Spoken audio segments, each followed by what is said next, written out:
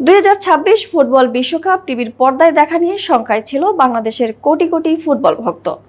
তবে সেই শঙ্কা উড়িয়ে বিশ্বকাপ শুরুর এক সপ্তাহ আগে সম্প্রচার সত্য পেয়েছে দেশের 3 টেলিভিশন চ্যানেল। এবার বিশ্বকাপের সবগুলো ম্যাচ দেখা যাবে বিটিভি, বেসরকারি নিউজ চ্যানেল, সময় টেলিভিশন এবং টি স্পোর্টসে। এই 3টি টেলিভিশন চ্যানেলের একটি কনসোর্টিয়াম ফিফার কাছ থেকে বিশ্বকাপের সম্প্রচার স্বত্ব কিনেছে। সিঙ্গাপুর ভিত্তিক প্রতিষ্ঠান স্প্রিংবক প্রাইভেট লিমিটেড ফিফার কাছ থেকে বাংলাদেশের সম্প্রচার স্বত্ব কিনেছিল।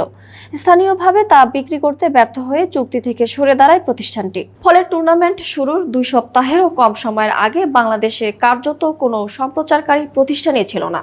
এই জটিলতা নিরসনে তথ্য ও সম্প্রচার প্রতিমন্ত্রী ইয়াসের খান চৌধুরী এবং বাংলাদেশ ফুটবল ফেডারেশনের সভাপতি তাবিথ আউয়াল বিভিন্ন ক্রীড়া চ্যানেল, জাতীয় গণমাধ্যম, টেলিকম সংস্থা এবং একাধিক ওটিটি প্ল্যাটফর্মের সঙ্গে যোগাযোগ করেন।